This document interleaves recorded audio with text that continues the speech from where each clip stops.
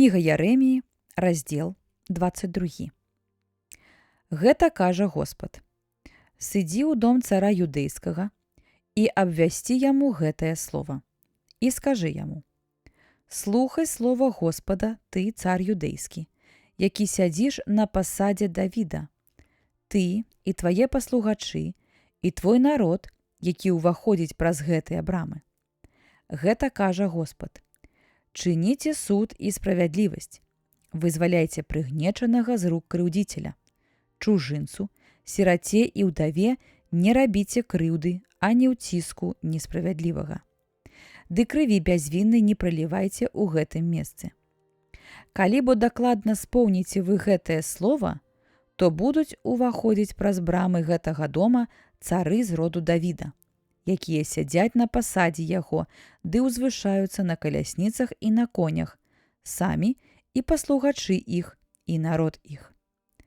Калі ж не паслухаеце гэтых слоў, прысягаю самім сабою, кажа Господ, што дом гэты станецца пустыняй. Гэта кажа Господ адносна дому цара юдэйскага. Ты для мяне, Галаад, вяршыня Лібана, але сапраўды я зраблю з цябе пустыню, гарады бязлюдныя. І прызначу я на цябе нішчыцеля і зброю яго, і зрэжуць яны найлепшыя твае кедры ды кінуць у агонь. І пройдзе многа народаў праз гэты горад, і скажа кожны блізкаму свайму: чаму зрабіў так Господ гэтаму вялікаму гораду? І адкажуць: за тое, што пакінулі запавет Господа Бога свайго, і пакланяліся чужым багам і служылі ім. Не плачце дзеля памерлага і не галасіце дзеля яго. Плачце горка дзеля таго, хто адыходзіць, бо ён не вернецца ўжо і не пабачыць сваёй роднай зямлі.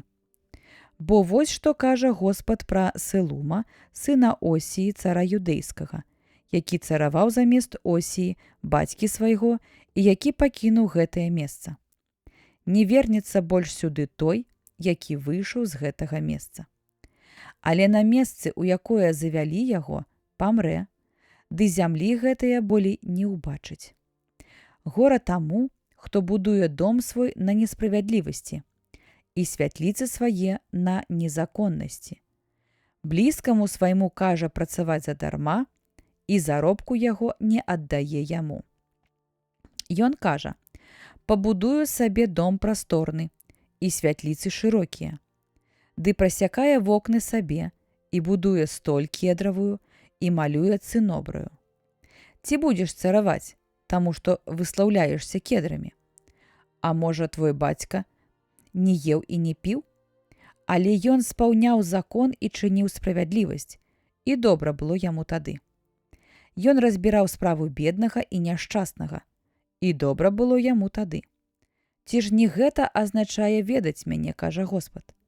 Твае ж вочы і сэрца толькі ўласнай карысці, праліцця нявіннай крыві, крыўды і гвалту. Таму вось што кажа Господ Еліякіму, сыну Осіі, цару юдэйскаму: не будуць плакаць па ім: о гора, браце мой, о гора, сястра мая. Не будуць па ім плакаць: о гора, гаспадару, о гора ясны. Будзе ён мець пахаванне, якое спраўляецца аслу. Будуць яго цягнуць і кінуць далёка па-за брамамі Єрусаліма. Узыдзі на Лібан і крычы, і на Басане ўздымі голас твой, і гукай з Абарыма, бо былі панішчаны ўсе палюбоўнікі твае. Прамаўляў я да цябе ў час небяспекі тваёй, а ты адказаў: не буду слухаць. Гэткая твая дарога ад юнацтва твайго, бо не слухаў ты голасу майго. Усіх тваіх пастыраў будзе пасвіць вецер, а твае палюбоўнікі пойдуць у няволю. Вось тады пасаромеешся і пачырванееш з прычыны усялякае ліхоты тваёй. Ты, які сядзіш на Лібане і маеш гняздо на кедрах, як ты будзеш стагнаць, калі прыйдуць на цябе пакуты, быццам пакуты парадзіхі? Жыву я, кажа Господ, бо калі б Йоахін, сын Якіма, цар юдэйскі, быў пярсцёнкам на маёй правай руцэ, то і адтуль я сарву яго, і аддам цябе ў рукі тых, што цікуюць на тваю душу, ды ў рукі тых, якіх ты баішся, у рукі Навуходоносара, цара Бабілонскага, і ў рукі халдэяў. Ды пашлю цябе і маці тваю, якая цябе нарадзіла, у зямлю чужую, у якой вы не нарадзіліся, і там паўміраеце.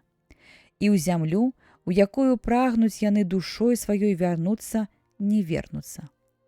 Ці ж чалавек той, Ёахін? Гэта пасудзіна, адкінутая і пабітая. Няўжо гэтая пасудзіна зусім не патрэбная? Чаму ж выкінуты яны? Ён і нашчадкі яго, ды выкінуты ў зямлю, у якой яны не нарадзіліся і якой не ведалі. О, зямля, зямля, зямля! Слухай слова Господа. Гэта кажа Господ.